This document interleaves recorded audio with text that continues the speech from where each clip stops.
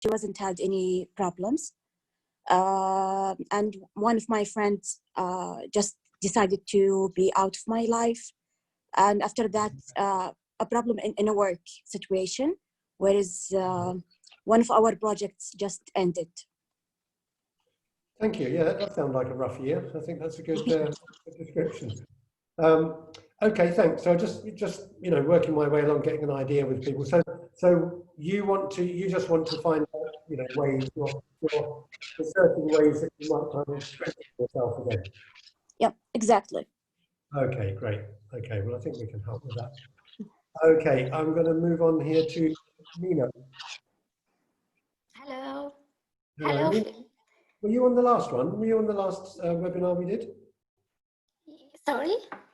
Were you on the last webinar, the previous webinar that we did? NLP.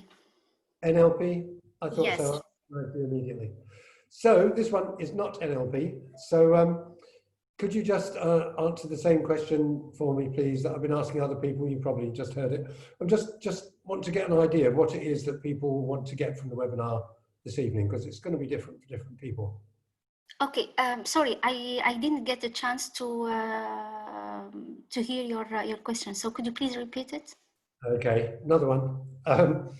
Just to get an idea of what it is that you want from, why did you come on this webinar? I mean, I know why you came on the NLP one. That would be to find out about NLP. That one's simple. But what do you want to get from this one? Okay. So basically, I would say that I mean, I'm interested in getting any new knowledge. I'm a person who is looking for enriching myself with new ideas, with new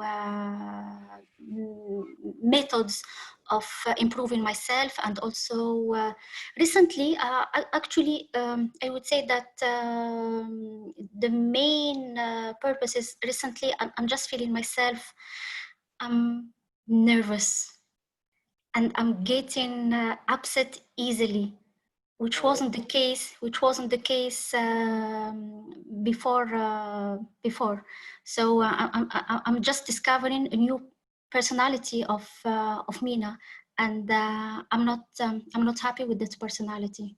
A new nervous person that you didn't know was there before. Yes, unfortunately. Okay. Well, everyone's nervous sometimes, and sometimes we have a good reason to be nervous. It's not always there's something wrong with us. It's sometimes something wrong with our circumstances, and then that's our feelings are a correct response to those circumstances. Listen to what we're going to talk about this evening, and make any notes, and then somewhere sort of through halfway or towards the end, anything that sort of resonates with you, then you can ask about that, you can talk about that. I mean, this isn't psychological therapy as such, but traditionally the Chinese system has a different way of considering emotions as not being separate. So we'll talk a bit more about that. So I'm just going to mute you for a second, then just move on to Mishka. And can I ask you as well, please, Mina, can you stay on screen so I know that I'm talking to human beings? Yeah, sure. Thank you so much. I do appreciate You're welcome. Okay.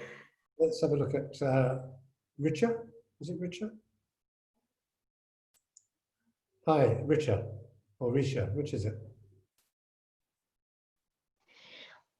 Hi. Hello, can I see you? Yeah, sure.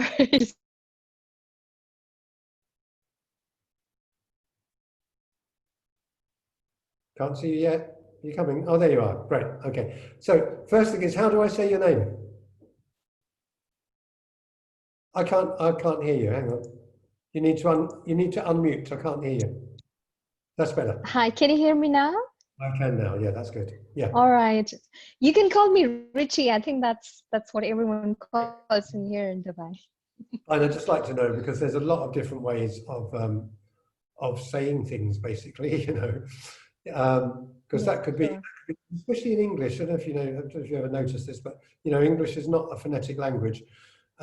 which means, I mean, like in Arabic, you know, you've got one letter, one sound. You know, in Spanish, you have one letter, one sound. In English, anything can be anything. You know, it's a complete mess. That's true. It is true. It's a complete mess phonetically, you know.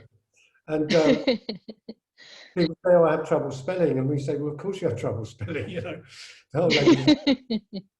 And then when you take, I mean, this is not what the webinar's about, but it's just something that always interests me. Because then when you take something from another language and you put it into English, especially if it has a different alphabet, it could be anything. You know, you could be richer, richer, risha, or risha. I think those are the three obvious possibilities. You know, so we're going to call you Richie. Different vowel. Yep, it's funny that you're funny. No, it's funny you're saying this because I have a problem when I tell people what my name is and they mispronounce it because it's half a letter I'm from India and it's half a letter of R. So most of the people pronounce it so wrong. So even my Facebook, I have just put Richie because it's actually richer. That's what, but it is richer. It is richer. That's richer. So it's yeah. Okay, well, I'll call you Richard if that is actually your, you know, your correct name. Because I always prefer that. Thank you for that. You're welcome. Our youngest daughter is called Shakti, and Shakti gets two main responses to her name. Indian people say to her, "Oh, did you know that was an Indian name?" And she says, "Well, no, of course not. I've only had it for 40 years. You know, I had no idea it was Indian. You know, of course she knows it's an Indian name." And then other people, usually first language English speakers, for some reason find it unbelievably difficult, and they end up calling her. When she was a child, she was called Jackie, because that was, you know, in their minds, that was like the closest they could get, you know, which I think is not really trying. It's not that hard, is it? Yeah, people call me Rika and Risha. Yeah, I'd always like to know, how do you actually want to be called, you know, because I know I want to be called by my name, not someone. Okay, so just tell me, what do you want to get from the webinar this evening?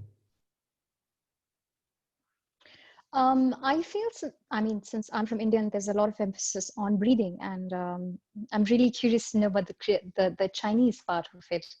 I feel that, you know, the times that we're going through right now, everyone is equally going through some, you know, negative emotions, and you meditate and you come back, but you have to constantly do that. So I think a perfect breathing would help me with the meditation, because I do meditation a lot, at least 2 hours a day in the lockdown now, because it keeps me centered. So just curious, and thank you so much. A lot of gratitude and love to you for imparting your knowledge that you have. Thank you so much. Okay, we should find something useful in this, I think. I'm sure I will. Yeah, what you say about the you know, the current situation with all this lockdown nonsense, I mean, it's absolute nonsense, because it makes no difference. I don't know if you know, we look at the statistics a lot every day. In fact, you know, we have a research group that's just researching this stuff all around the planet and sharing the information. There's 60 people in the group at the moment. And so, you know, you get to learn a lot when you do that. You know, stop watching the news if you're watching the news. They're just telling you rubbish anyway. No, I don't. I don't. It's best not to, you know, because they're just going to... It's like today, there's all these things in the news about all these people rioting in America and killing and everything. And I was looking at that and I was thinking, you know, America has got 300 million people. That's its population. So probably there's at least 299 million who are not rioting, you know? Yeah. That's true. If you look at the news, you just get this impression like, the whole of America, you know. That's not what's happening. Most of them are just carrying on with their normal lives, you know. I remember when we had all the fears about terrorism and everything. So now you have to be afraid of a virus, and then before you had to be afraid of terrorists. You know, so you always have to be afraid of something, don't you? Global warming. There's always something. When I was a kid, it was atomic bombs. You know, we had to be afraid of. Yeah. It never happened, but you know, it's very important that we're all scared about it. So you know, there are people who like us to be afraid. But I remember there was a lovely meme that went round one day. And it was right in the wake of some terrorist thing or other that happened. And then this thing went around. It was just like a PowerPoint slideshow with automatic animation, and everybody was just circulating it. Maybe you saw it yourself. And it went round, and it had Muslims at a swimming pool. And then, and then it would move on to Muslims in a cafe. And then another one, Muslims with their children, Muslims visiting their parents, Muslims in the cinema. And it just, because, you know, you had all these pictures, and it's like the word Muslim meant a Kalashnikov, you know. That was what the media wanted us to make this connection, you know. If you saw the word Muslim, you had to think bombs, guns, disaster. And it was just, I thought it was this just wonderful thing to completely disempower that, you know. I'm pretty sure there were 299 million Americans playing with their children, watching TV, having dinner, you know. Anyway, all of which is intended to, you know, get you to focus on what's good instead of on what's bad. That's so true. So true. I'll just see if there's anybody else I can have a chat with. And you've heard what I've said to other people. So, you know, just notice the bits that are relevant and useful to you, and then we'll come back and we'll talk about them. And I'll show a couple of slides to illustrate a couple of points. Let's see if there's anybody else. Oh, there's a few other people here. There's 1, 2, 3 more people. So I think I'll just have a quick chat with these others. Okay. Well, maybe we'll have to leave the chatting, because otherwise it will seem unfair to some people.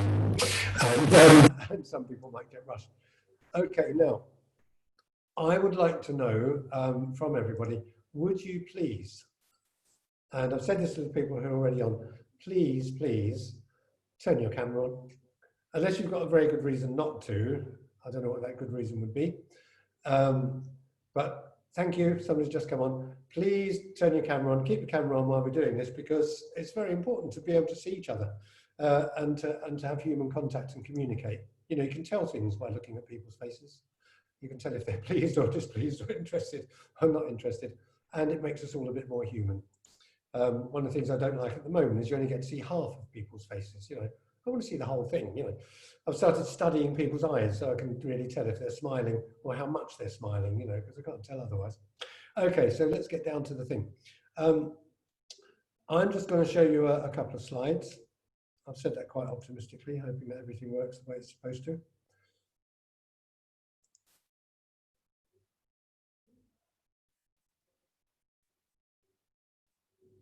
Yep, that was optimistic. Where are my slides? Okay, just bear with me for a second.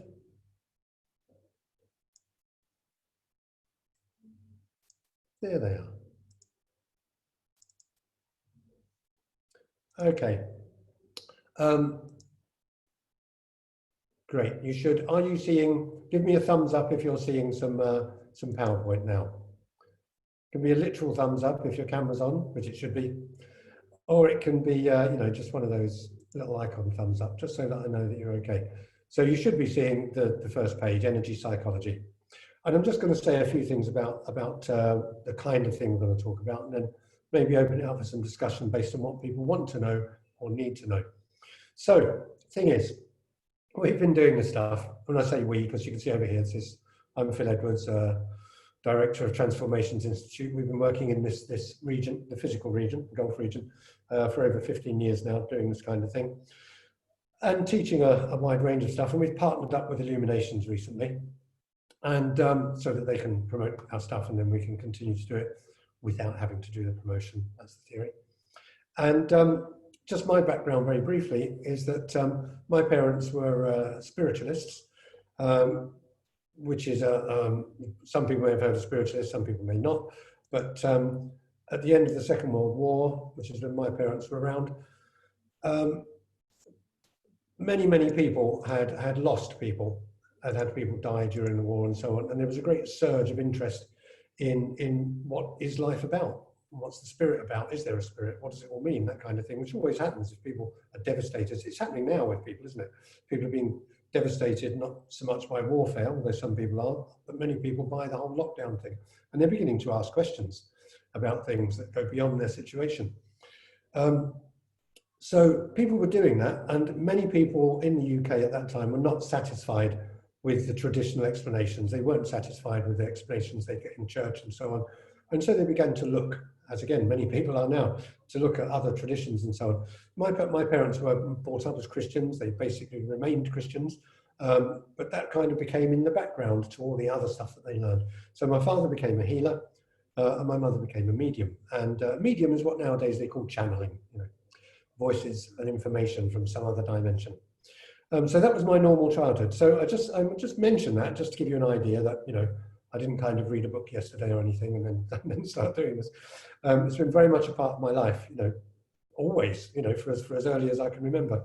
I was healed by a healer of something that the doctors couldn't do anything about when I was about 3 or 4 or something. It's one of my earliest memories. And I remember being amazed. I had some big thing that grew on my foot. I don't know what, I'll never know what it was, you know. But this thing appeared on my foot and just grew and grew and grew, and it got more and more painful. And they took me to the doctor, and the doctors didn't know anything. And so then my dad was a healer, but they had this concept, which I think a lot of people still have, that you couldn't heal your own family. I don't know why that would be, but that was his belief. So I guess if he believed it, you know, then it wouldn't work, or he wouldn't try it anyway. So he went, you know, to the organisation that he was a part of, Spiritualist Federation, I think they called it, and got a friend to come in. So it was okay. The friend could heal me, but he couldn't, and the friend healed me, and it made quite an impression on me that there was this big thing which had been quite painful for a while, and the next morning it simply wasn't there. It just completely disappeared. So that was, you know, that was from my earliest memories, and so I've always had that interest and awareness of, you know, many other possibilities and potentials in life. I'm just going to say a couple of things about the sort of approach, because we're calling it energy psychology, and we teach when we do our we do a year-long diploma in hypnotherapy, psychotherapy, and counselling skills, and when we do that, the energy psychology is one of the presentations we do on that. When we do that, it's more than we're going to do in this webinar, obviously, but it's a chunk that we look at so that people have an overview, not just think there is one thing, or often people have very vague ideas about these things. So we like to give people an overview and then just a little bit of detail. By the way, I don't have the chat window on because I'm looking at people, or in some cases, I'm looking at words. So I'll just request everybody, can you please put your video cameras on so I can see you, so that I know who I'm talking to. Please do that for me. Be nice to me. But I don't have the chat window on because, you know, on Zoom, if you start putting up all these different windows, it covers up the if you have a presentation, it covers it up. So I won't be looking at the chat window. So just talk to me when we get the opportunity. Amal. Hello, Amal. Welcome. It's good to see you. Hi. So an overview, a brief overview. So first of all, I'm going to introduce you to what I call the energy deniers. And I like to do this because there are people in the world, quite a few of them, who really insist that there is absolutely nothing beyond the physical and the material existence. And obviously we don't go along with that idea, otherwise we wouldn't be doing this. And I think they all have good intentions, you know, most people have. It's an NLP principle, isn't it? You know, one of the presuppositions that everybody has a positive intention. So how the positive intention might come out, might not look very positive, but everyone has a positive intention. These people are all convinced they have the ultimate truth, and they want to save the rest of us from going into error, which is quite interesting because that's actually quite a religious view. If you think about it, many religions have this idea. We have the one way, and we don't want anybody, you know, you've got to save your soul and all that stuff. So you have to know the truth from us, which is quite funny, quite ironic, considering that these people are anti-religious and anti-spiritual, and yet they have that same basic stance. So here's Richard Dawkins. You might have heard about him. He's an evolutionary biologist. He's written a whole number of books and done various sort of TV programs and stuff like that. And he's always ready for a debate about how God doesn't exist and everything's completely material. Susan Greenfield is a neuroscientist. You know, she doesn't make quite such a big thing of it as Richard does. But she does have the same stance. She's a neuroscientist. As far as she's concerned, everything's your brain. When your brain dies, that's the end of everything. And before your brain, there was nothing. It's all about your brain. And I guess it is for her, because that's what she believes. And then there's Darren Brown. If you haven't seen Darren Brown, you should see Darren Brown, because you can get tons of his stuff on YouTube. Darren Brown is what they call a mentalist nowadays, which means he's collected a whole broad range of skills, psychological skills, but he has a completely materialist orientation, just like the other two. But he does all kinds of things in his shows which look like they're mystical or spiritual or psychic or something, and he says none of these things are that. You know, they're all just kind of tricks. It's just that I do them very well. And the funny thing is, and again an ironic thing, one of the things Darren did is he spent several months studying preachers, you know, Christian fundamentalist preachers in what they call the Bible Belt in the USA. Now, I don't know if you know anything about these people, but they're worth knowing about as well. Some of them seem to be completely insane. They do, however, get people to do things that people can't normally do. And they often get people to be healed from physical conditions. Now, Darren Brown did a live show that we went to see in London a couple of years back. And after studying all these people, he came along and he did all their techniques. Now, it was very funny and again, very ironic, because he was saying, I'm doing this to show you that this stuff isn't real. And yet people got healed during his show. So that was very interesting. He's supposed to be demonstrating it's not true, and yet people were healed. It's fascinating. And he didn't really explain why that would be, you know, how comes that would happen. I mean, he didn't even say, oh, that's the placebo effect, which, you know, would have been a good scientific explanation. So that's I always like to introduce people to the deniers, because that's a whole world in itself.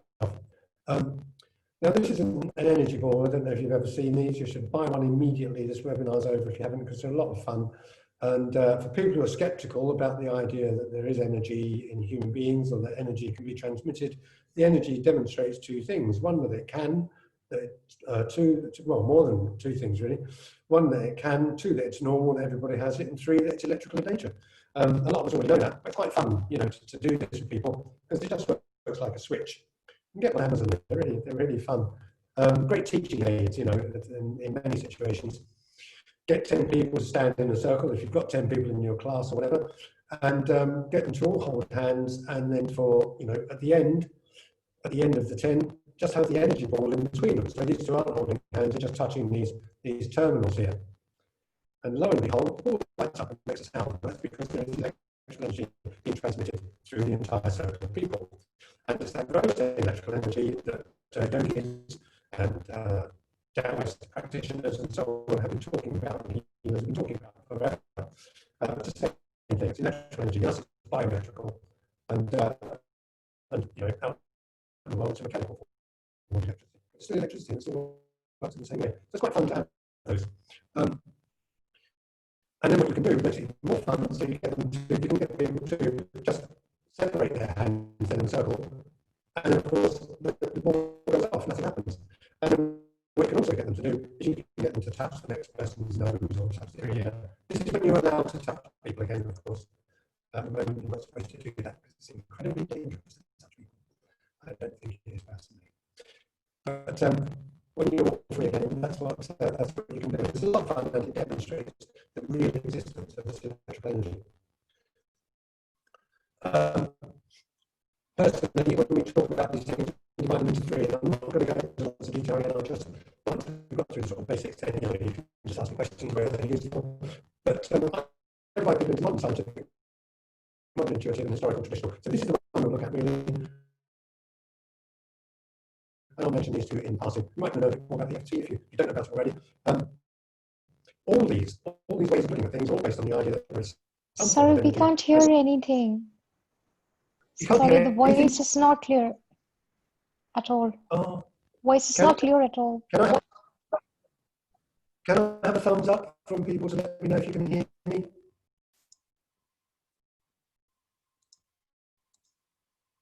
Thumbs up. Not getting any thumbs up. Okay, Hadil, can you hear me? No, Dr. Phil, the sound is not clear at all.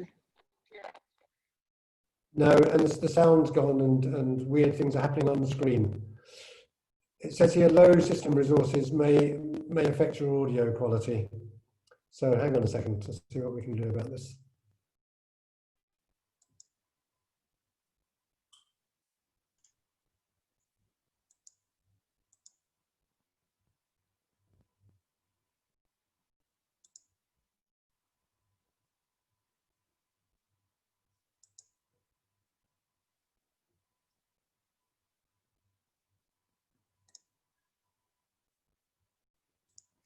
Okay, so let me know if anything improves.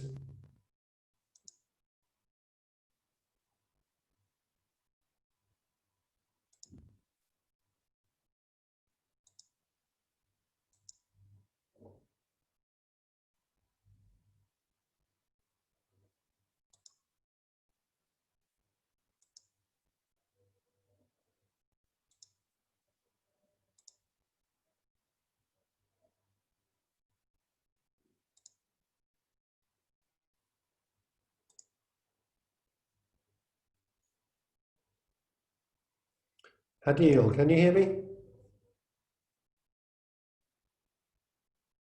Yes, right now it's very clear, yes.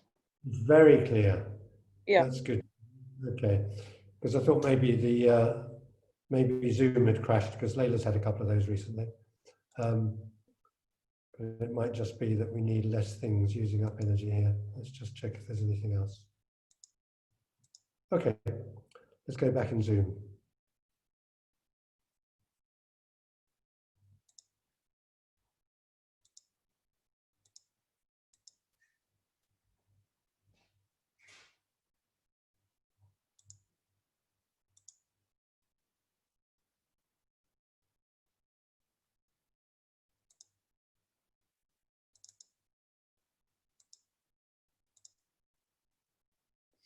Okay, I'm wondering if we need to start again, Hadil. What do you think?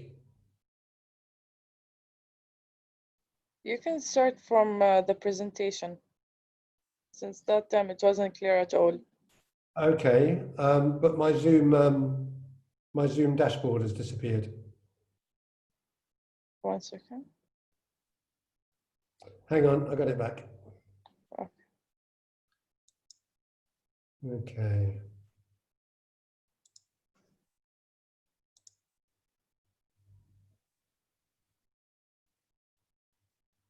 Okay, looks like we're back in business. Okay, can I have a thumbs up if people can hear me again?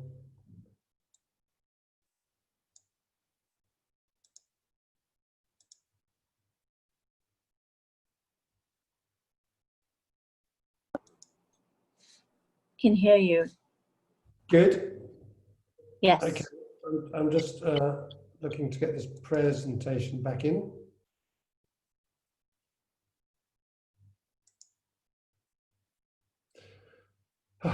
Thank God for that. Okay, resume share.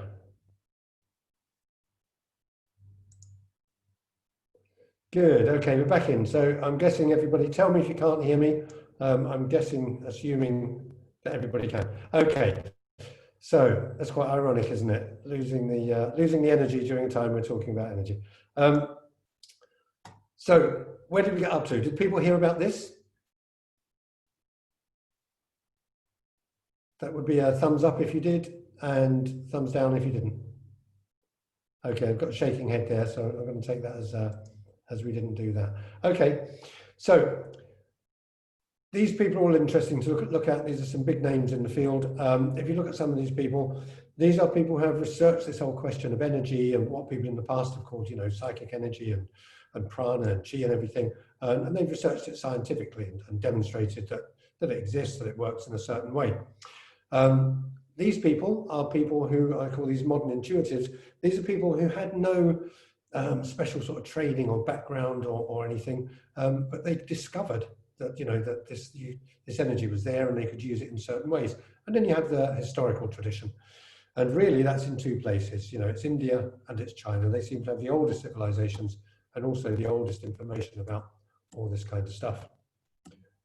Now you're not going to get to see these because I'm just going to zip through all kinds of amazing information here.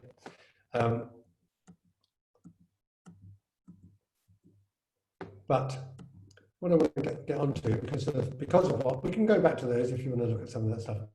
But what I want to talk about, because people have said interest in the difference between the Chinese or the Indian approach and so on, is this. So now I've done both. I've studied various forms of Indian yoga, Hatha yoga, Raja yoga, Karma yoga, Bhakti yoga, all those kind of things, studied and practiced. And also I've done the same thing with the Chinese system. And there's a couple of sort of fundamental differences in approaches and ideas. And there's also some fundamental similarities. So generally from the Indian system, you get the term prana, which is usually translated as breath or air, but that's probably, some people translate as energy. Some scientists recently have said, well, actually these people, when they said prana, they were talking about oxygen. That's obviously what it is, because they didn't have any science, and so they couldn't tell that there was something in the air called oxygen. But really that's what they were talking about. So, it's up for grabs what the term means. But we all tend to take it as meaning that there is something there, something that can be transmitted that is generally invisible. I'm saying generally because sometimes you can see this stuff. And in China, you have the concept of qi, which the Japanese call ki. It's because they don't speak Chinese very well. Now here's, to me, this is particularly interesting. A characteristic of prana is that it's supposed to be everywhere all of the time, and it's taken into the body through the lungs. Now people will say, yeah, there's other ways as well. Yeah, there may well be. But then you can start to get into the classification of different kinds of energy. So it's not just a matter of that there's one, but there's more than one kind of energy. And then you have general terms that everybody's familiar with. So it's a bit like nowadays when people talk about karma, I always think, because, you know, a lot of these concepts, there may have been a time, and there may still be people who really understand these concepts. But then as they become popularized and they travel, the words go into other languages, sometimes, you know, those concepts get cheapened. So like karma nowadays, you know, people say, oh, what goes around comes around, you know. I mean, if you look at the Buddhist concept of karma, there's 36 different kinds, you know. So it's not just a matter of like there's one thing, you know, I slap somebody today, that means somebody slaps me next week. Not quite that simple. And there are different kinds of karma. There's inherited karma, there's family karma, there's individual karma, there's spiritual karma, there's physical karma, you know, because the word karma really means cause and effect. There's this wonderful things the Australians often say is what goes around comes around, which is to me fascinating. What does that mean? What does that mean? So I'm not quite sure about that one.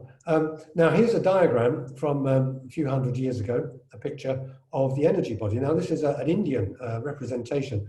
And the reason I like this representation is it has a lot of detail, which you don't find in modern representations. For some reason, in most representations now, they've dropped all of this. And what you see 7 main chakras. And then they'll talk about the chakras, and sometimes they talk about the kundalini, the energy that rises up through the chakras and goes out the top of the head. But not many of them talk about the nadis.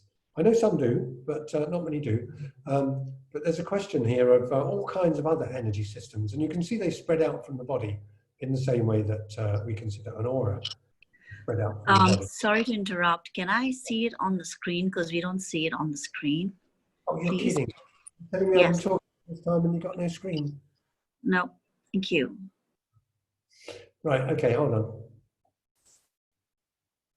Okay. You got it now?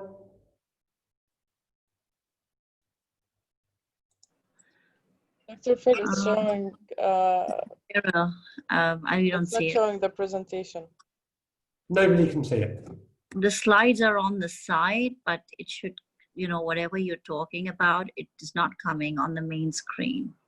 Okay, well, it does say you are screen sharing. So maybe I'll have to start it again. So you can't see a big thing saying prana with a diagram on it of nadis and chakras and stuff. You can't see any of that. No, unfortunately. Okay, okay. Next time you suspect I might be that you're not seeing something that I'm talking about, please tell me. Okay, let's try for a new one then. See if that works. Okay, is this any different? You got something? Yeah, now? there is the prana now. The Right. prana slide. Right. It's a Yes, miracle. we can see it. Thank you. Okay, thank God for that. Okay. Did you see this one? You don't need to see this one because it's very simple, isn't it? That's the stuff I was talking about earlier. So prana in the Indian tradition, chi in the Chinese tradition, and ki in the Japanese tradition all seem to be talking about the same thing, but slightly different views about how it works and what you should do with it. So here's the diagram I was talking about. So what I was saying is, this is quite an old image, and it seems to be just in the last sort of few hundred years that people have started leaving some of these things out. And I often think when people, if you get into this stuff, you will find people talk about, you know, different numbers of chakras, you know, so some people say there's 7, some say there's 5, some will say there's 10. And I sometimes wonder if that depends on those people's capacity to experience the chakras. So maybe the people who say there's 5 only get 5. The Buddhists know there are 7, but they compress the lower chakras into 1, so they end up with 5 because they say, well, the lower chakras are all the same anyway. And then some people talk about chakras out in space, you know, above the head and so on. So there's different views. So that might be partly a convention, what people believe is there, and it might be partly what people actually experience. Because if you don't experience it, it doesn't matter anyway, does it? As I always think this about people when they're talking about the aura and stuff like this. If you don't see auras, what does it matter? So let's actually develop the practicality first, and then there's people who want to travel out of their bodies and do that kind of thing. And again, I always think it would be a good idea to really get into your body first and really get to grips with getting your body to work, and then maybe travel outside and find out what's out there. And you will find in the traditions, in both of these countries, that there's always warnings about doing these spooky things. And that's partly why they had, this idea that you would have to go and serve a master for 20 years before they would initiate you and all this kind of thing, or you'd all go off and live in monasteries and so on, because there was, meant to be some kind of protection around learning these things so that people didn't have the side effects. I think nowadays, one of the things, sometimes they did that as well because they just wanted to be special. And they wanted to be worshipped, and you still get people like this, and they wanted to control the whole thing.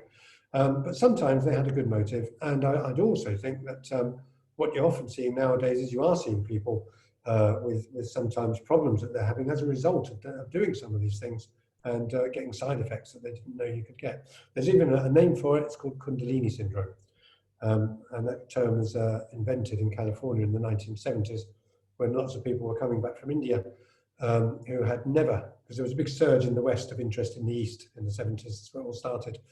And some of these people were going off and doing intense practices that they'd never done before without all the other things that the traditional systems say you must have in place.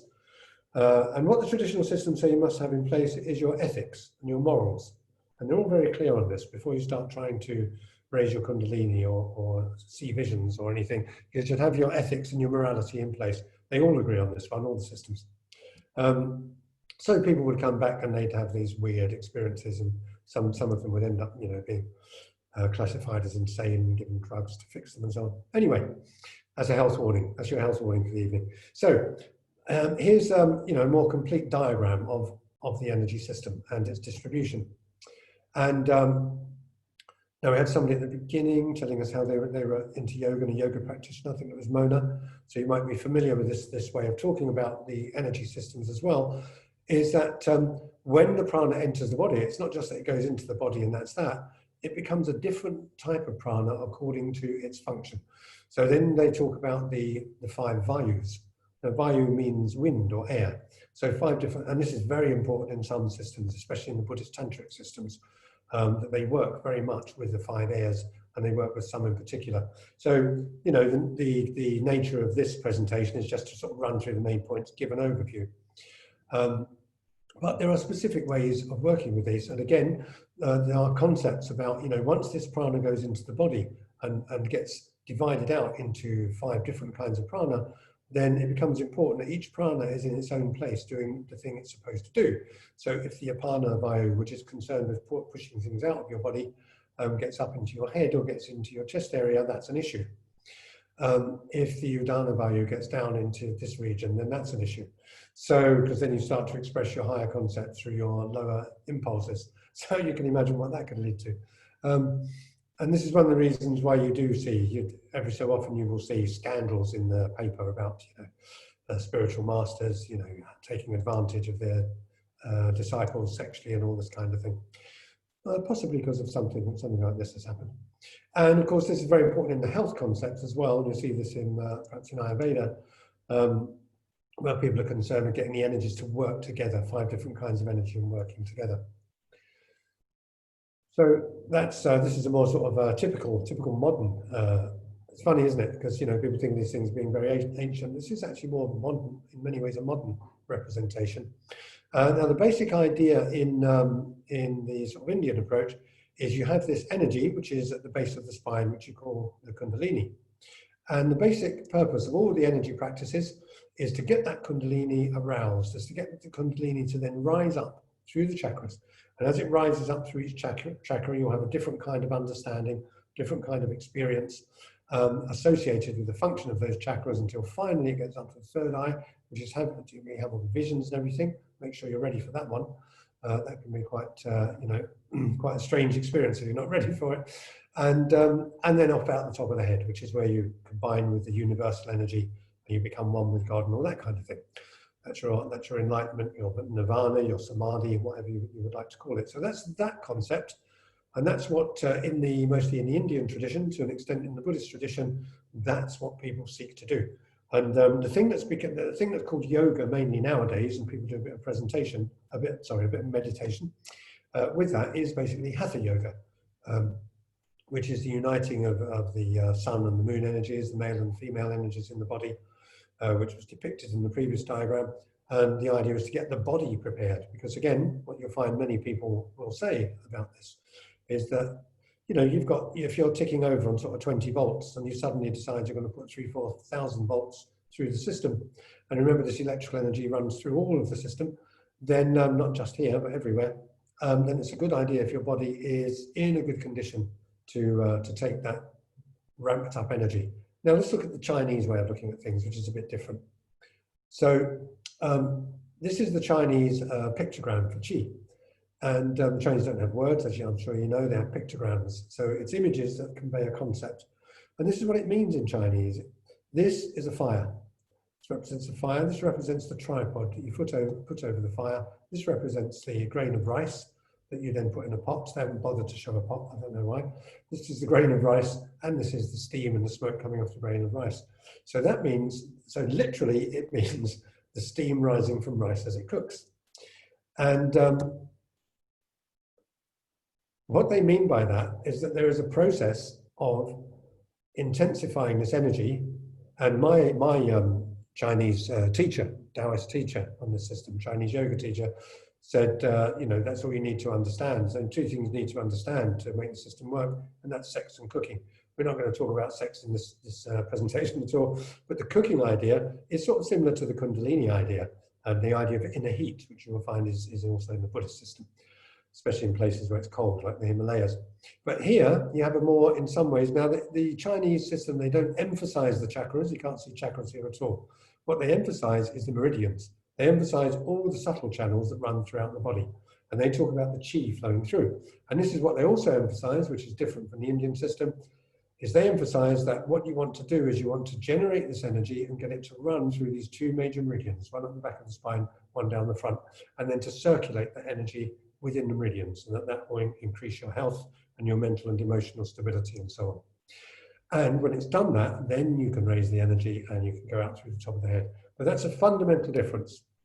Like I say, we won't do a lot of details. We'll save the details and the real practical work for the actual face-to-face workshop. But here we can give an introduction and give an idea. Now, one of the things we're going to be working with in the workshop, and we could maybe try one of these exercises now while we're doing this, because it's best if you're face to face to do this stuff, But we could see if you get the idea of an exercise. But you might be familiar with this if you've ever looked at any kind of Chinese medicine, shiatsu, acupuncture, diet, ideas about diet, and indeed feng shui. This is the basis of just about everything in the Chinese way of dealing with things, because they say there are 5 basic elements that permeate the universe. They say other things. They say there's one supreme energy, and that energy is divided into 2, and then that divides into 3, and then that divides into 5, and then that divides into thousands. We focus on this when we're working with these things. Now, each of these energies relates to an internal organ, and when we're looking at psychological issues and emotional issues, the Chinese traditional view is that they're all the same thing. So we had a separation of mind and body in the West, and to an extent in the Indian tradition, where you wanted to leave the body and just go off into another dimension. And in the Western tradition, where we got all philosophical and scientific, and we said, well, you have ideas and thoughts up here and you have emotions, but they're nothing to do with the body.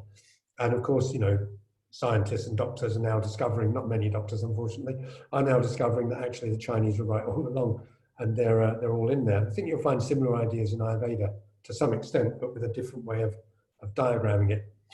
But all of these things, you see, fear is an emotion, but to the Chinese, it's also a function of your kidneys. So if your kidneys are not functioning properly, you will feel fear. Now, so you can correct that with medicine. You can correct that with breathing exercises. This is the kidney sound over here. Similarly, it works the other way around because it's a feedback system. So if you get afraid, you will affect your kidneys. You'll degenerate your kidneys. And the same works for all of these things. But there's also positive energy that goes along with each of these things. We're just going to look at the negative ones at the moment, because the negative ones that you want to get rid of. But as you change these things, you know, as you get rid of fear, then obviously you become calm, you become relaxed. The terms the Chinese use don't always translate well into another language, any other language. But this is the basic idea. So the basic idea, this is one of the things we'll be teaching on the course. And this is from Master Mantak Chia, who's my teacher that I studied with and qualified with to teach this stuff. We have a system. We teach the 6 healing sounds, which we'll be doing on the face-to-face course, the inner smile, and the microcosmic orbit. So we looked just now at the microcosmic orbit, which is the idea of getting this energy to run through your system in a cycle and to become stable. We'll talk about the inner smile. We've just talked about the healing sounds. So at this point, what I'd like to do is just open it up. So the Chinese have this concept: get the whole thing fixed and sorted inside you, and then take it up and go off into these other dimensions. And often in the Indian tradition, often the idea is to just, you know, to get up there and to go outside. Although I'm aware that, of course, there are many people also teaching the Indian tradition who are well aware that, you know, it's important to get your body fixed first. And then that's again why you have yoga, hatha yoga. Although you've got so many different kinds of physical yoga nowadays that, you know, it's, I think people get kind of carried away with it. It's like yoga's become a new kind of, you know, gym kind of thing. Anyway, that's what I want to do as a general introduction. I haven't talked about EFT, emotional freedom technique. So I'd just like to give it over to you people now, and let me know if there's anything that would be useful for you to talk about. So I know people have particular things. Some people want to know about the breathing technique, breathing exercises. We can talk about that a little and do a bit. Trying to get my gallery view back here so I can see everybody. And some people have talked about, you know, how they have emotional issues that they'd like to deal with and so on. So let's open it up. Talk to me. What would you like to know?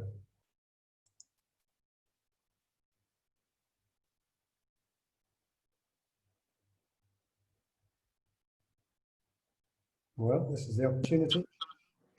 Can I ask a question, please? Please ask a question. Absolutely, yeah. So my question is it possible to do a little demonstration on how to do the Chinese way of breathing, which is compared to the Indian way, you know, of breathing techniques, please? Absolutely, absolutely. That is on my agenda. What I want to check first is, before we do some practical work, is to check that the practical work is going to be, you know, relevant for people, that there are people who want to do it. I know you want to do it because you said so right at the beginning. So what I want to do is also to get an idea from other people, so that I can also address, probably everybody will find this useful and interesting. Looks like Richard's going to find it interesting, because I've got a thumbs up there. Thank you, Richard. There may also be other things. Other people might say, well, that's interesting, but what the hell is EFT? Tell us about that. So I'll just spend a minute just finding out if we have anything. Anybody else would like to ask a question or make a request or make a comment?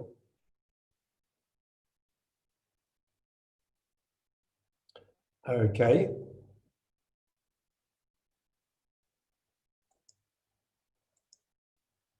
Okay, it's back to you then, Mina.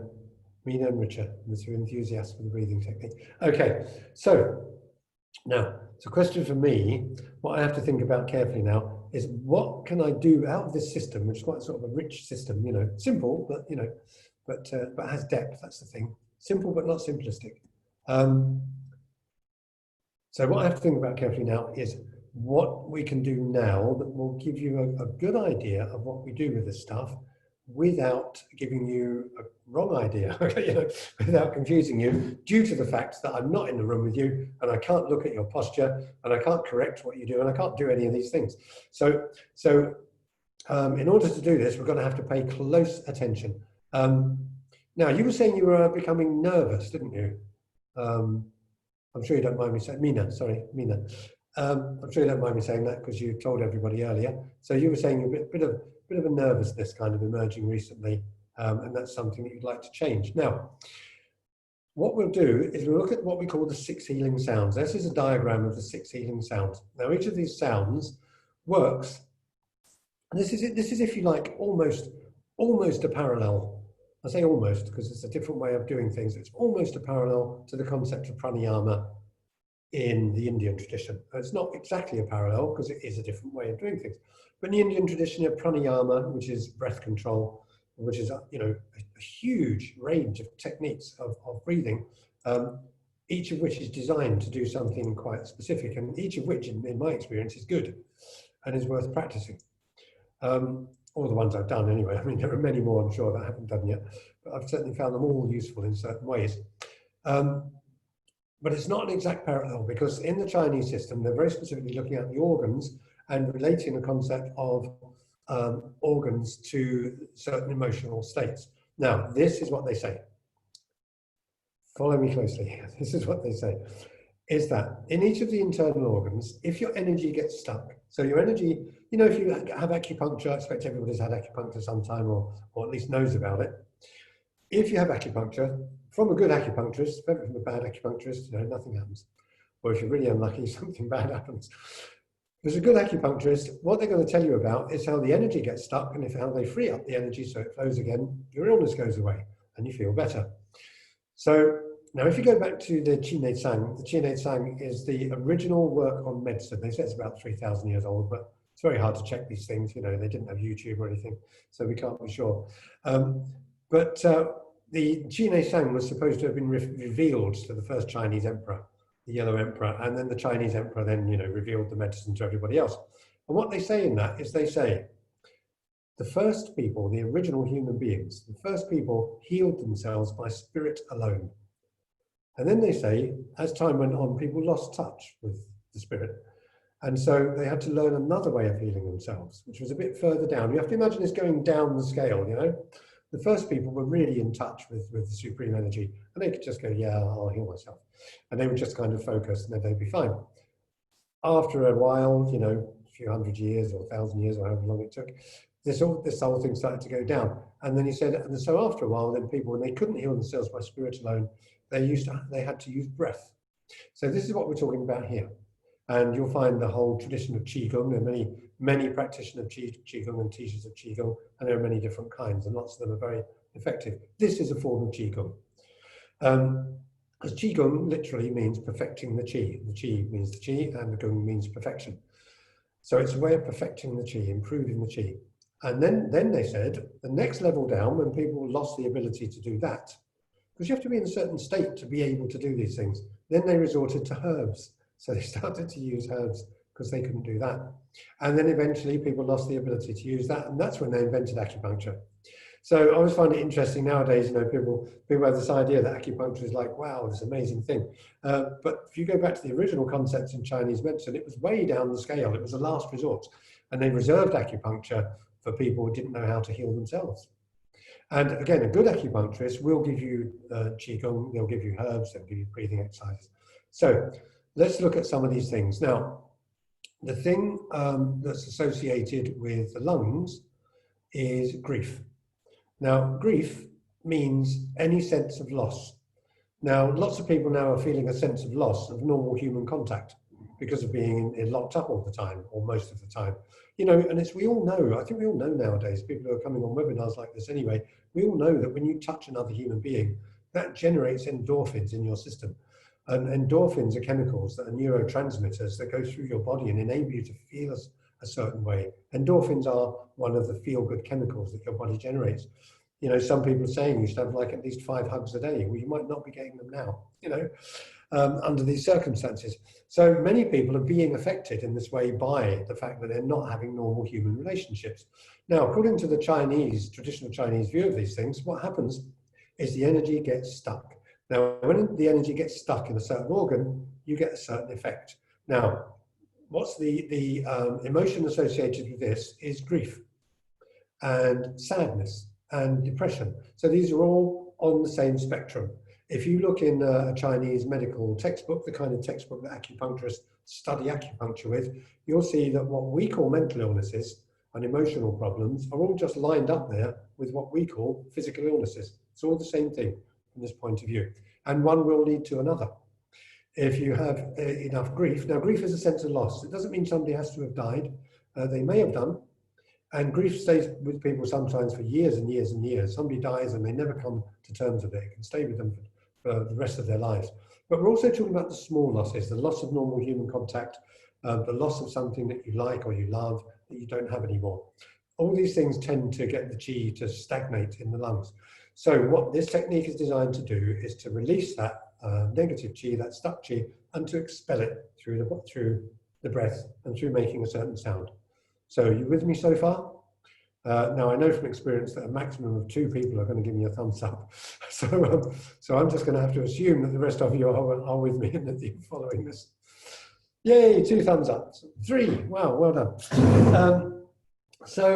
4, wow, this is my lucky night. I'm sorry, I'm overcome with emotion now. I'm going to have to just reach for the tissues here. Just, you know, it's all too much for me. I've got 4 thumbs up. Sorry, I get like that sometimes. So what I'm going to do is I'm going to show you this technique. Now I know at least one person knows this technique already, which is Les. Les knows how to do this stuff. But for everybody else, this might be news unless you've worked with this system before. It's great stuff, by the way. It works very well. Like everything else, you do have to practice it. Being shown it once, doing it once isn't likely to make a lot of difference. And practicing it is going to make all the difference. You probably know everything is about practice. So I'm going to show you how to do this one, okay? So here we go. And I'm going to have to move back here a bit and just to show you what this hand position is and how it's done. And I'm also going to have to trust you and exhort you to follow my instructions completely. My instructions to get the leg positions right and everything. The feet position here, I'm going to tell you to do something slightly different. This is drawn by somebody who didn't really do the feet properly, basically. It's the easiest way I can say it, doesn't do the feet properly. Okay, so I'm going to move back here a bit, hopefully to show you the hands. So here's the theory, important theory. Trapped chi or stale chi in the lungs. The longer it's in there, the more of an effect it has. So the more sad or depressed or unhappy or griefful you're going to feel. Now it has a color. Everything in the system has a color and a sound and a movement and a focus. So follow closely and I'll be really proud of you if you actually can do this just from doing it online. I will be so pleased. So this is the deal. So that stuck stale chi will be expelled by doing certain things. Now, when you have your hands in this position, you have to imagine. Sorry, doctor. Yeah. Sorry, doctor. If you can stop sharing this slide, then we can have you full screen because right now. I'm so sorry. Thank I'm you. so sorry to see the picture. Thank you for telling me.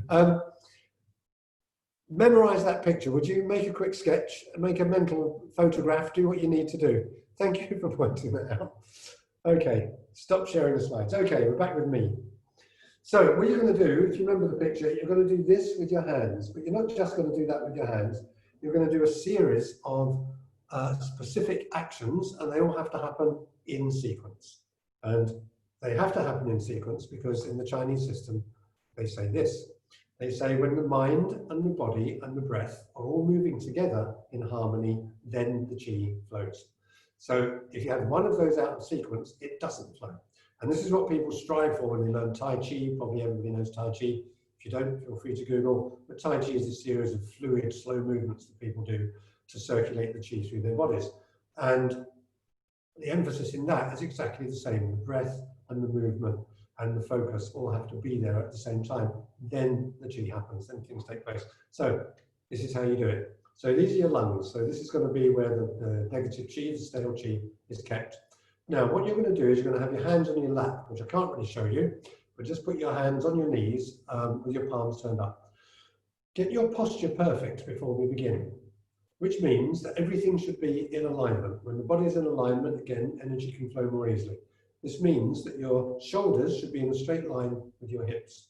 Your hips should be in a straight line with your knees, and your knees should be in a straight line with your ankles, and your feet should be facing forward. That's the posture you should be in, okay? Your back should be erect, your head should be erect, you should feel as if you're being pulled up by the crown of the head. So straighten your back, not by doing this, but straighten your back by doing this, okay? But in a relaxed way. These things always look tense when you demonstrate them, you know, but you have to be relaxed, obviously, when you do that. Now, with your hands down there, now first of all, I'll describe it, and then I'm going to ask you to do it 3 times, okay? And then you can ask a question after, see if you get it right. You know if you get it right, because you'll feel something changing inside you. So what you're going to do is you're going to inhale, and you're going to bring your hands up like this, as if you're lifting up a large ball, like a big beach ball. Bring them up at the same speed as you breathe in, exactly the same speed as you breathe in. That's important. When you get here, you're going to turn them over. So at the point where you're full up, because you've completely breathed up, your hands will look like this, but up here at the top of your head. And stretch as forcefully as you can upwards, keeping your hands flat as if they're pressed on the ceiling. Now, the reason that's important is because this position, they say in the system, compresses your lungs. So it compresses your lungs and forces the energy out. Okay? So just doing that is not going to do it. That is going to do it. That compresses the lungs physically. Now, at the same time, there's a certain sound that we say will also express, will also push out the negative chi. Now, this is the sound in this case. These sounds are all very simple and easy to do. The sound is shh. So all you have to do is put your tongue behind your two top front teeth and just breathe out some air. So it's now again, I hope you're hearing this okay, because you know, can't be 100% sure being online. But it's your tongue behind your 2 top front teeth. So it's not shh. It's not like shh. It's not that sound. It's tss. If you've been around people or Chinese people, they think like tsing sao. Then it's tss. It's that sound. Tss. Right up here behind the 2 top front teeth. So that's the sound you're going to make. So you're going to inhale up. At the speed you raise your arms, you're going to push up hard, look up between your hands, and keeping your hands there, you're going to go until you've completely expelled all the breath from your chest. As you do that, visualize that the negative energy is leaving. Visualize it like a dark cloud or a smoky substance leaving and going out up through your mouth.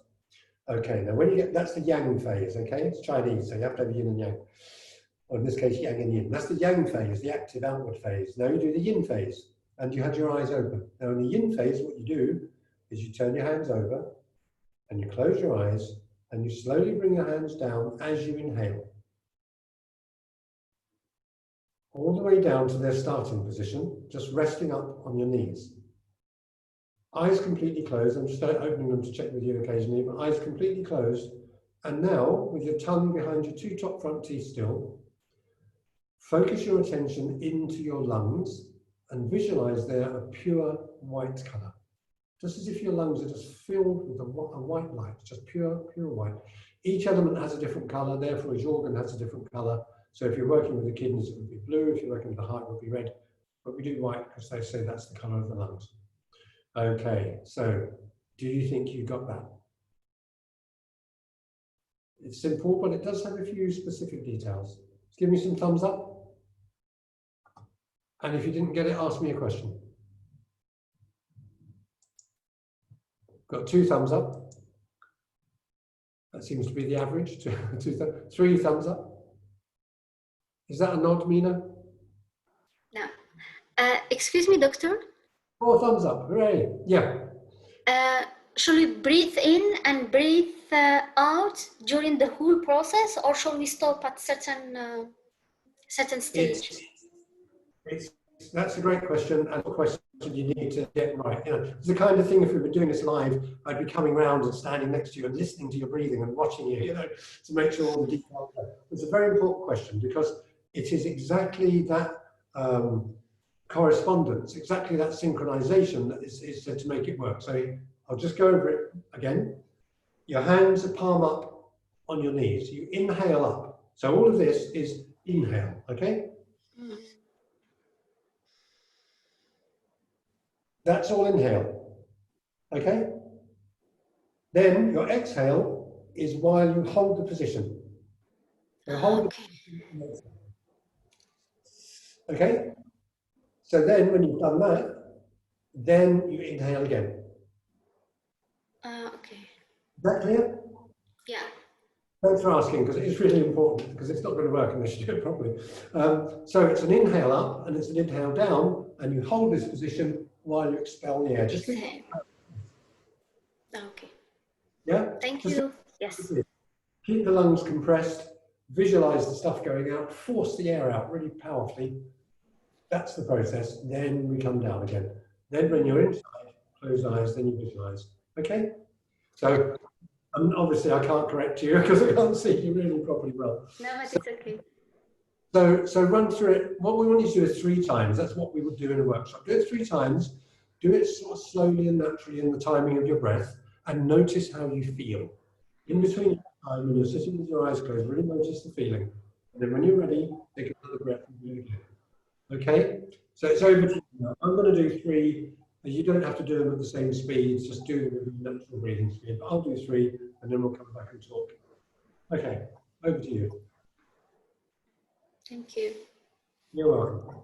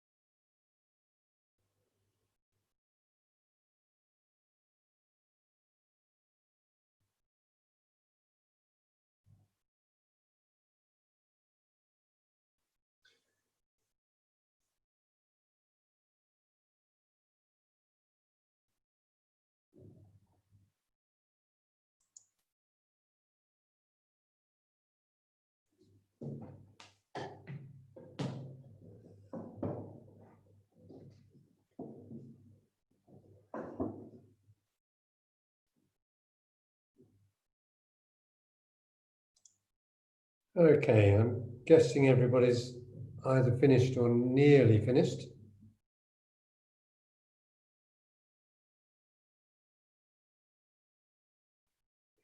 Okay, so that's a fraction of the system. That's one of what we call the 6 healing sounds. And then there's generating the energy, circulating the energy in your body in the way that I showed you in the microcosmic orbit. There's more advanced stuff like circulating it through the meridians. There's all, it's a system. So there's a bunch of stuff there, but that's at least something we can do to just give you a taste of it and give you an idea of, the sort of the theory behind it and the context that it takes place in. So how was that for people? Want to give me feedback?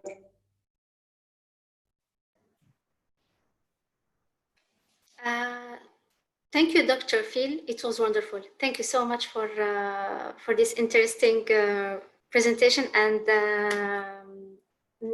thanks a million for the technique. I love it. You love it already? You only yes. Okay. Even if actually I'm doing yoga, sahar samadhi, and pranayama, and all these techniques. But I mean, I love to get new techniques every time. I mean, you are just discovering new techniques on how to breathe properly. Yeah, Well, I mean, you know, every breathing technique I've ever seen is good. You know, I've not yet seen a bad breathing technique. The only bad breathing technique is the one you get in hospitals where they put, if you have a panic attack, they make you breathe stale air. That is a bad idea. Yeah. There's other ways to relax, you know, you don't need to do that. But, you know, all the pranayama systems and so on, they all have their merits. The important thing, though, I think, is to learn to distinguish between what different ways of breathing do for you. They don't all do the same thing. And again, if you look in the different, like here we have 6 ways of breathing that affect a particular organ and generate a particular emotion. And you know, remove a particular set of symptoms or negative. And then when you go across into pranayama, you know, there's breaths that are meant to calm you. There's breaths that are meant to bring together the 2 main nadis, you know, the ones that go down here. So it's called stomach breathing in acupuncture, Chinese medicine. They usually show like this, you know, on modern diagrams of the chakras. There's breathing techniques that are meant to do that. There's breathing techniques that are meant to energize you. There's ones that are meant to raise your kundalini and fill you with inner heat, so you can go and sit in the snow and stuff like that. So there's a whole load of different things. So I would really urge you, as you go forward learning all these things, to also learn what they're for. Okay? For instance, if your teacher doesn't understand these things, and this can happen, you know, people just learn stuff. You know, it's like half an hour on the internet, great, I'm now going to teach people pranayama, you know, that kind of, and this happens, believe me. There are people with, you know, slip discs all over the world who've been learning yoga online, you know. I shouldn't be laughing, really. You know, this is you know, anybody can say they're anything, and anybody can learn the superficial aspects of them very quickly. But please do distinguish. Because, for instance, if you learn a kundalini raising technique, if you learn it in the heat generating technique, they call it tummo in Tibetan. They call it kundalini raising in the Indian system. But if you learn that without knowing that's what it is, you might find you become quite uncomfortable at times, especially in and you won't know why. And you might also find that if you don't manage to keep that energy moving and it just gets stuck, then that is where people develop illnesses. So, for instance, in China, even to this day, not just a tradition, but in China to this day, they recognize 3 kinds of qi illness. There's 3 specific kinds. And many Chinese hospitals will deal with those illnesses. So, you know, they've got their traditional herbs, they've got modern drugs and surgery, and they're also aware of the fact that when people do this stuff and go off track, then you can have illnesses. The energy can get stuck up here, in which case you go nuts, you become deluded and so on. It can get stuck here, in which case you have heart problems or lung problems, or it can get stuck down below, in which case you have digestive problems or sexual problems. And if you're really unlucky, you get stuck in all 3 places, then you're really in trouble. So I just say that because it's the way things are taught nowadays, you know. It's just like, there you go. And everybody seems to think that everything should happen immediately, and it doesn't. I may be preaching to the converted, maybe you already know this, but if you go back to the traditional literature in these systems, in these countries, you will find that there are warnings. And so this is I think, but I'm glad you enjoyed it so much. Really focus when you do different techniques. Focus on what they do for you, how you're inside. Determine whether or not it is a good idea for you to do it or not. And another thing I'd recommend you do is you actually study that technique. You know, learn about it theoretically. What is it supposed to do? How is it supposed to work? Okay. Anything else? For me, I don't know if I did it correctly. I started to get worried. Everybody is saying it was great. For me, it was painful. It was painful. Yeah, I had pain in the lung. Really? How interesting. And little bit headache, but went after the breathing. It went after the breathing. Did the breathing just come on while you were doing it? Excuse me? Did the headache come on as you were doing the breathing technique? Yes, yes. Okay, and it just went away? Yep. Well, I think there's a clue there. Now, Because if you go to a doctor, they'll say, "Oh, this is rubbish and it's all dangerous and all this stuff," you know. However, what I would suggest to you, and I did actually study Chinese medicine for a year, so I've got some kind of, you know, background on this. Because I was planning to become an acupuncturist once upon a time, but then I decided I didn't want to spend the rest of my life sticking needles in people.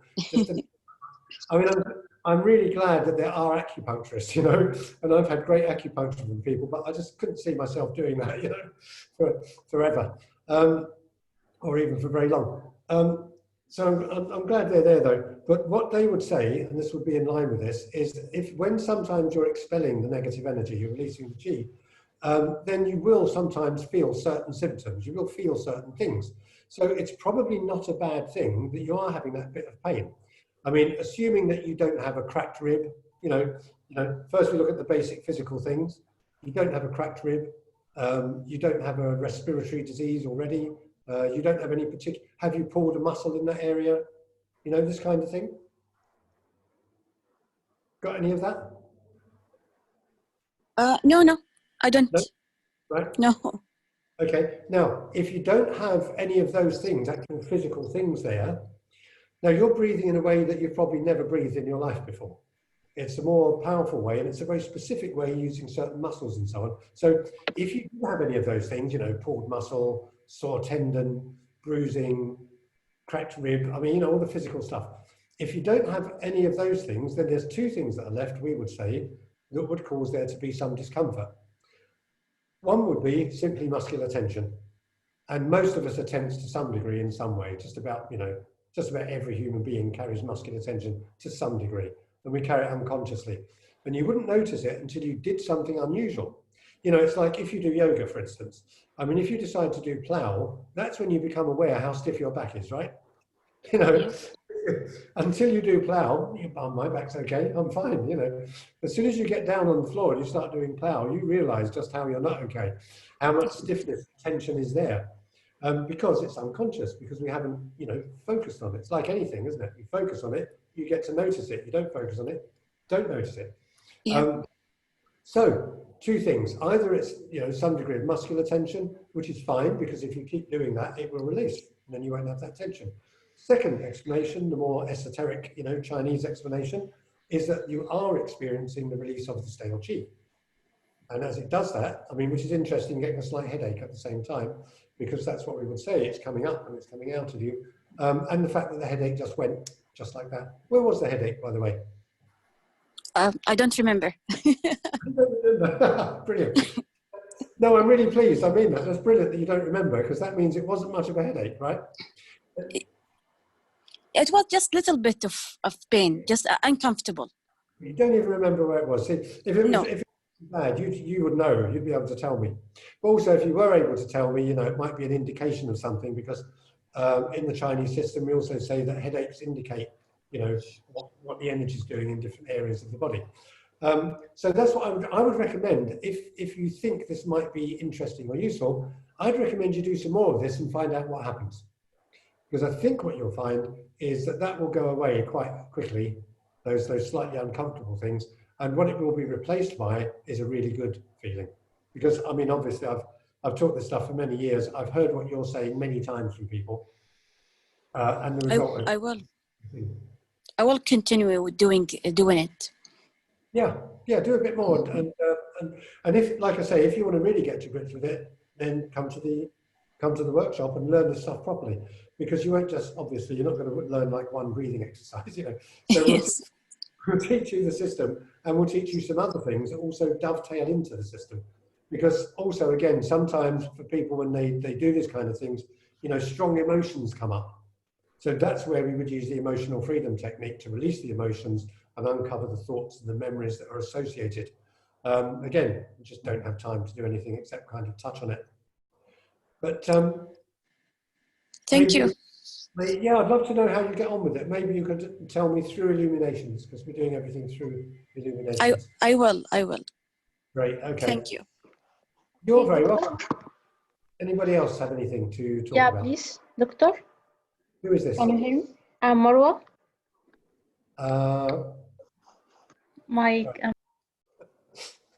Where are you? Let me find you in the gallery.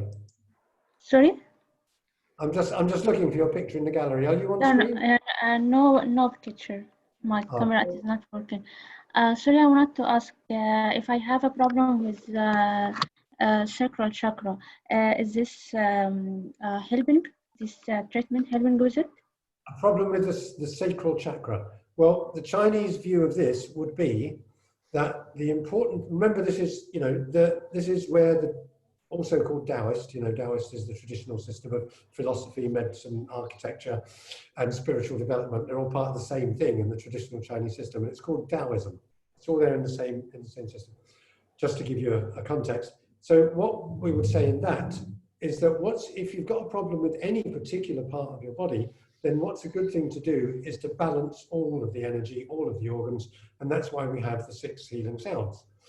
If you practice all 6 of them and you repeatedly practice them, then your whole body will balance out, and then you will have a better idea of what's going on in one particular area of your body. So this isn't going to target the sacral chakra. It's not going to do that. What it is going to do, if you do the whole system, is it's going to balance out the system. If you do just this one thing, this is going to increase the functioning. This is going to improve the functioning of your lungs.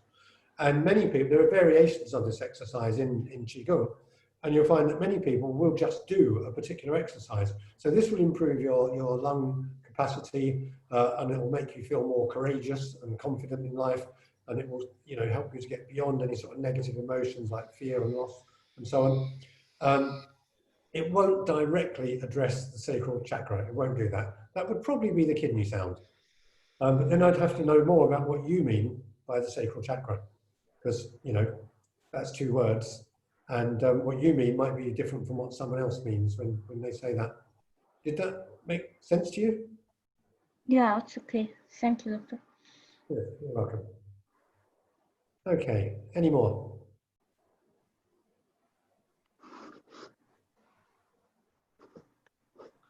Okay, I'm probably going to say goodbye if nobody talks to it.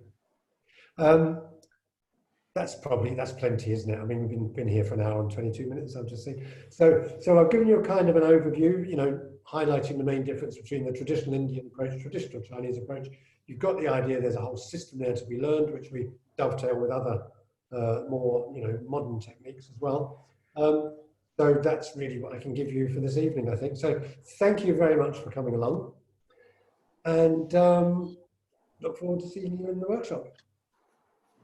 Thank you very much. Thank you. Appreciate that. Okay. Thank you to you, doctor. Thank you so much.